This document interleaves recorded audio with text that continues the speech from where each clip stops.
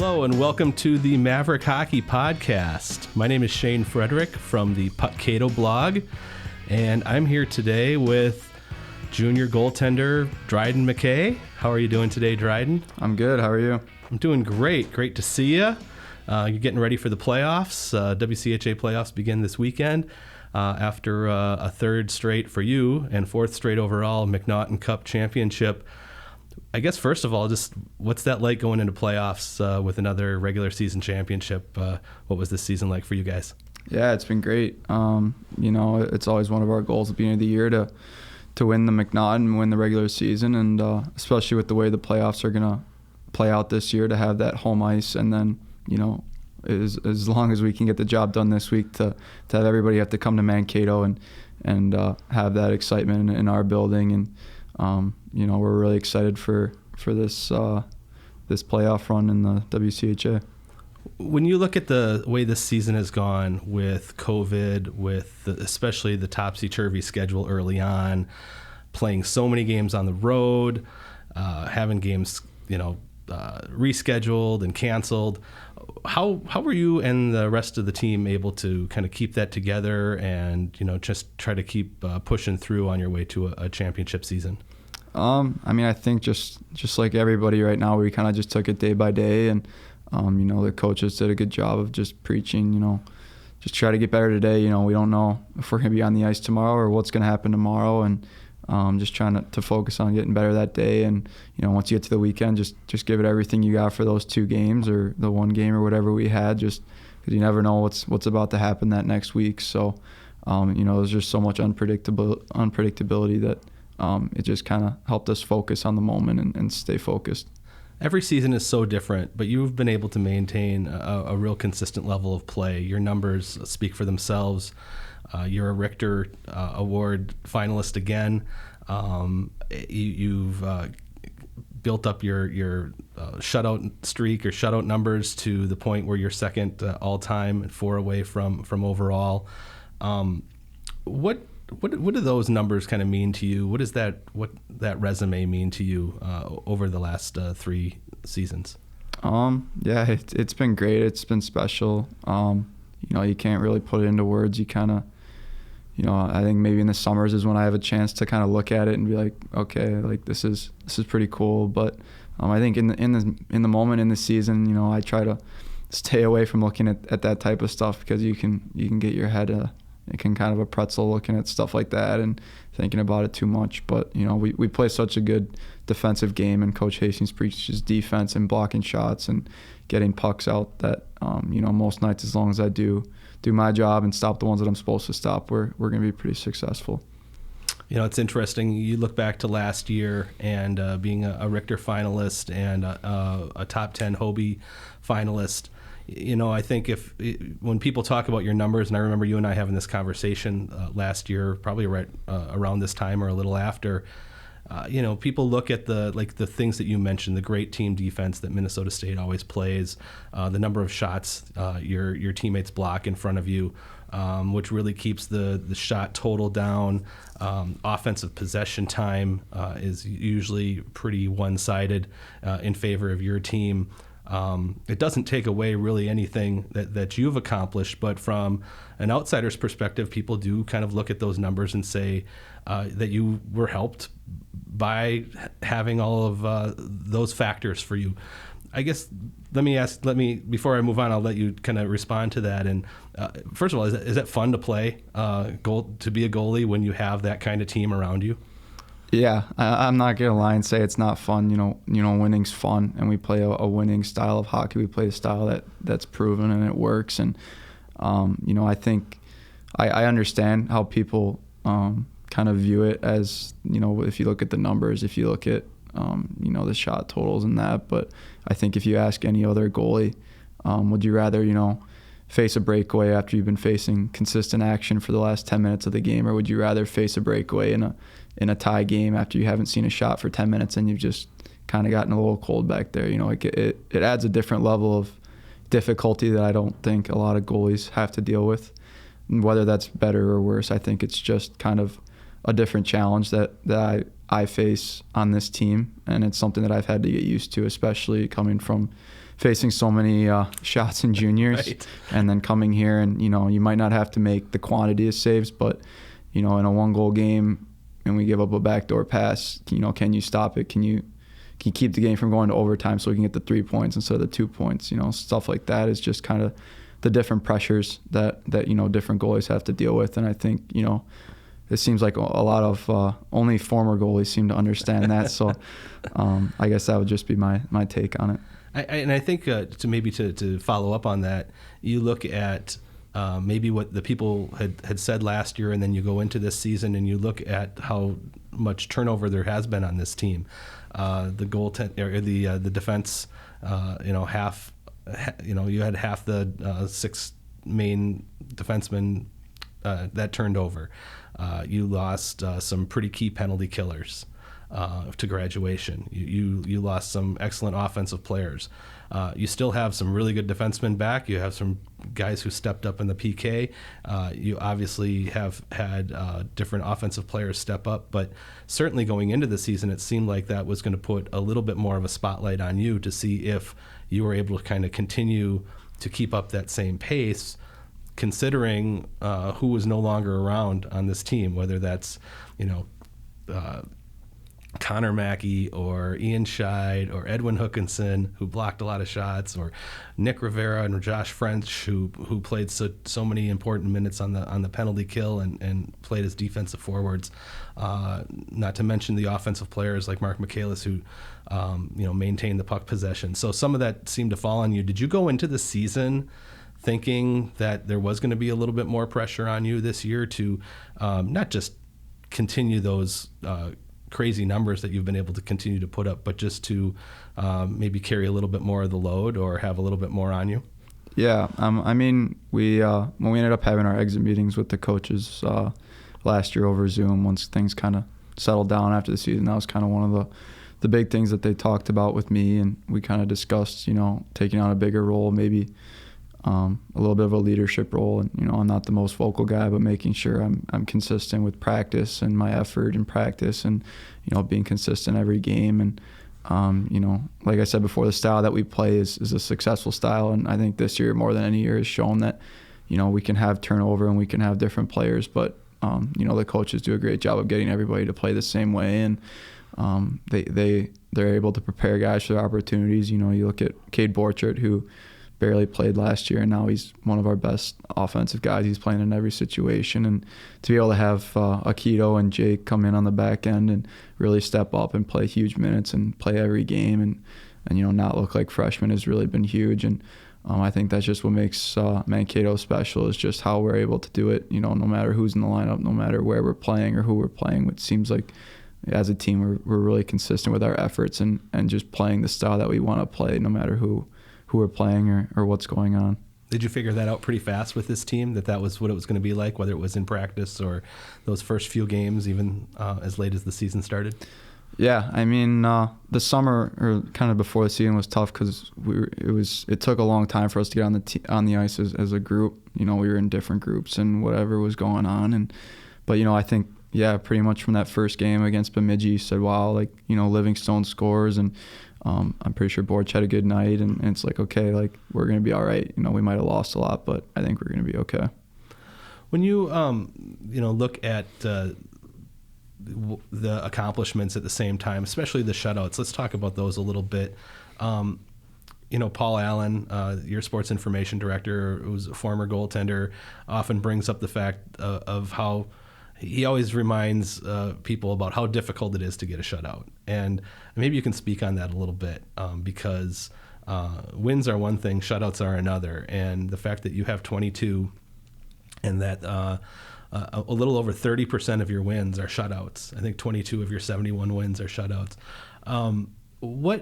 Do you take a lot of pride in getting those shutouts and building up that number? And two, how difficult is it, and what is it like at the end of a third period when you want to keep that zero up there? I know the guys are trying to keep it for you, but what's it like for you? I think it kind of depends how the game's going. If it's one of those games where you're up 4 or 5-0 and there's 10 minutes left, you're like, man, it's almost like it's a tight game. You just want them. It just seems like it's slow motion. But then there's the other games where it's 1-2-0, and you're more focused on winning those games.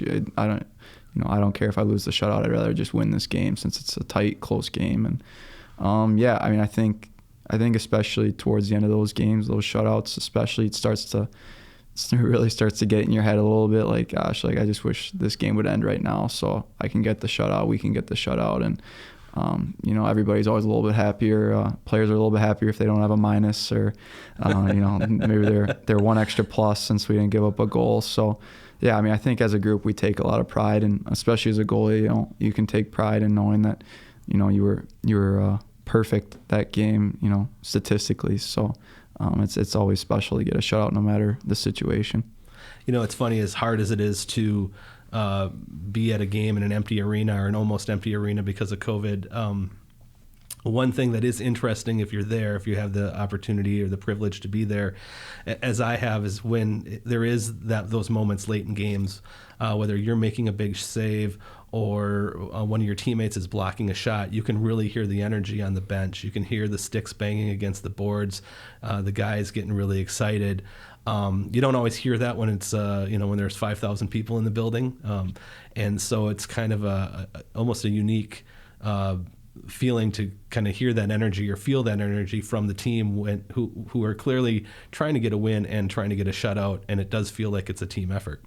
Yeah, there's been so many occasions, not only this year but every year I've been there, where it's 4-0 with 30 seconds left and guys are sprawling out to block shots, or taking one extra bruise, or taking one in a bad spot, and it's like, wow, like these guys are taking just as much pride in this as I am, and I think that's kind of what makes our team so great, and we're such a tight group because of stuff like that. I don't think every team out there is blocking shots in a 4-0 game in the last minute of a game. I think that's just something that shows how much we care about each other, and it's really awesome to see, especially as a goalie. You have to appreciate those guys selling out. Just at the end of the day, you're the one that kind of ends up getting the recognition for those shutouts, and those guys don't always get it. So it's cool to see. Do you have do you have a goal of getting to that record at some point in your career? You're being 4 away. You're looking at your average. It seems like you're on that pace. But is that a real goal for you? Yeah, I'd say if you asked me before this year, I probably would have said no. I don't think I realized really where I was at, but I think now that I've kind of gotten up there, as a competitor, I think I want to break that record. I want to stand alone. But if I never get another one and we still win, as many games as we have my first 3 years, I think I'll be just as happy. Some meaning to that too, knowing that it's Ryan Miller who holds that record, someone I'm sure you recognize, obviously, is for his career, both collegiately and professionally, and everything that he's accomplished. Yeah, for sure. He's probably one of the best American goalies that there's ever been. So just to be up this close to him right now is pretty cool. And even if I can have half the career that he's had so far, I think it'd be an unreal career. And he's definitely someone I've grown up watching and seen how great he can be. And it'd be really cool to be able to say that I broke his record. You've been asked about this a lot of times, and I'll bring it up again. But Ryan Miller is one person to be associated with. Another former great NHL goaltender and great college goaltender was Ken Dryden, who you're named after. Yeah. And there's something to be said, as we've talked today about pressure, and it doesn't seem like you put a lot of pressure on yourself, at least externally. Kind of go with the flow. Everything that you've been saying, throughout the day has kind of felt like you're able to just kind of let not feel more pressure because you're going for a shutout, or because your team has had a lot of turnover in terms of its lineup.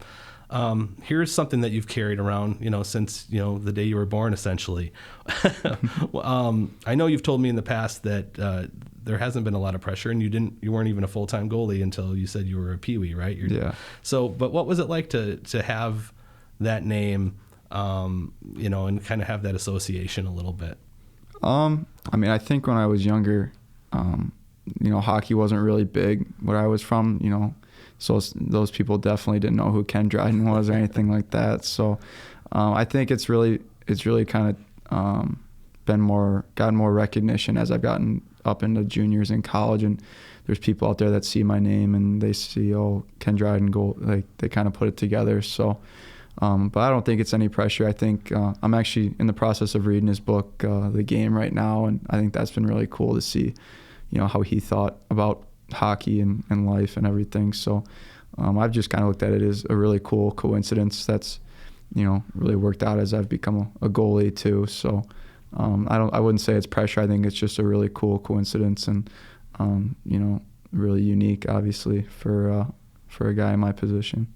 Yeah, it just seems, and I've read The Game, and it's a great book, and he's such a unique personality beyond the ice too, with being a writer, and I believe he was in the government in Canada, and he's certainly been someone who has, shown that he's had a life beyond the ice, and you're kind of feeling that a little bit too as you kind of look at life.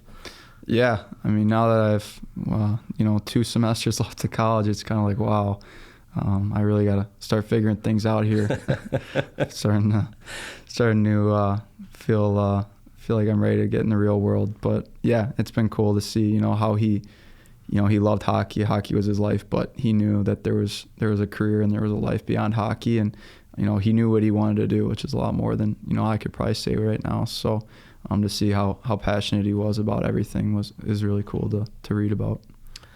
It's kind of hard to believe that we're coming up on the 1-year anniversary of when sports shut down last year, and I know that was really difficult for your team, for that particular team, had so many high expectations and hopes of, finishing off the conference tournament and then going to the NCAA tournament. How can you look back on that a little bit and what that was like a year ago, and kind of how the guys who did return were able to bounce back and have such a strong season? Because it seems like that's, for a lot of players, would be as Coach Hastings often says, you got to go back to the basement, and it seems like that's a really hard thing when you have something like that, kind of just that rug taken right out from under you. Yeah, I mean, I think just like everybody, it was hard to just kind of have everything stop. It wasn't like, you didn't lose the last game. Usually they say if you win your last game, you had an awesome season and you probably won a championship. But, we won our last game and it was out from under us within 2 days. So, it's crazy to think about, those 24, 48 hours or whatever it was when it went from, kind of a scare to our season's over. So, yeah, I mean, I think we did a really good job of bouncing back. Like you said, I think, that first game against Bemidji, however long ago that was, in November, I think that was huge just for us to kind of turn the page and realize it was a new season. And, we still had the same expectations and the same goals, and to kind of let last season go. And, those guys moved on and they're all having success where they're at. And we just kind of had to focus on what we had in our locker room now and the season in front of us. Talk a little bit about your goaltending coach, Brendan Pottersay, and what he's kind of meant. Obviously, he's been around for a while. I had a chance to interview him for another story I did about goaltending. One thing I've noticed about him is how passionate he is about goaltending, and speaks so highly of you. What have you learned from him over your time here, and how has that helped you improve as your career's gone on? Yeah, I mean, he's meant a lot to me since I've been here. He's always been there for me. I think, a lot of goalie coaches do a good job on the ice, and you can always find someone that can teach you the drills and look at film and show you what you're doing wrong. But it's really important to have him be somebody that I can text after a bad game or after a bad goal, or after I'm not feeling good on the ice, and be like, hey, like, here's what's going on, what do you think? And have him be, take a step back and be a friend, or, be kind of a mentor. So that's been really nice. My dad was kind of that role when I was younger, and then as I got older, I kind of had to start doing my own thing. And, but yeah, since I've been here, he's kind of been like a big brother a little bit, as far as, being able to lighten up and be able to talk and talk about the game, talk about life, talk about whatever. And then when we go on the ice, it's business and working on getting better every day and knowing what I need to improve. And he's really developed a structure for my game that I didn't have in juniors, that I had to develop at the college level in order to be consistent and have success. And I think, without him, I don't think I would be in this spot right now, for sure. And you mentioned your dad, who was a goaltender as well, hence your name somewhat, and also played professionally. And was it one game in the NHL, I believe, right? Yeah, he played. I think it was 2 periods. He came in and the other goalie got pulled after the first, so he got 2 periods. He got his cup of coffee. Yeah, that's what he wanted. That's great. Give me a little bit of an outlook for the playoffs coming up, and how you feel like the team is preparing, obviously for Ferris State, and what you hope will be, a semifinals and a championship game in Mankato in a week.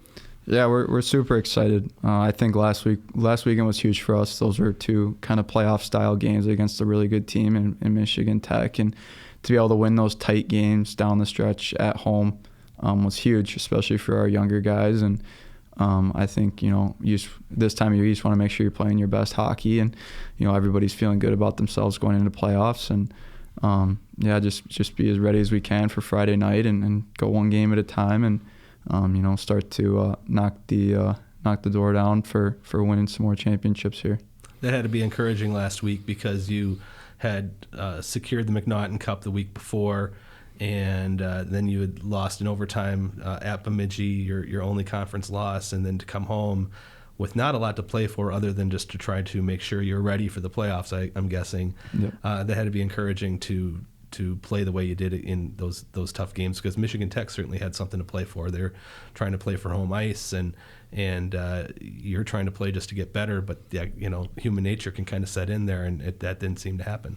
Yeah, I mean, that game at Bemidji probably definitely left a bad taste in our mouth with them being our rivals. So it was good to kind of, reset and focus on playing another good team. And, we faced a lot of adversity last weekend with the penalties and just the way the games went. And they were grinding games. So they were playoff style, and it was really nice to see us have success in those type of games. Well, Dryden, this has been a fun interview. It's great to see you, and I wish you the best of luck going forward in the playoffs, and see how long you can keep things going. Yeah, thanks, Freddie. You're welcome. That's Dryden McKay, All-American goaltender for the Minnesota State Mavericks, and this has been the Maverick Podcast. I'm Shane Frederick. Check me out on Twitter. I'm @Puckcato, and my blog is puckcato.blogspot.com.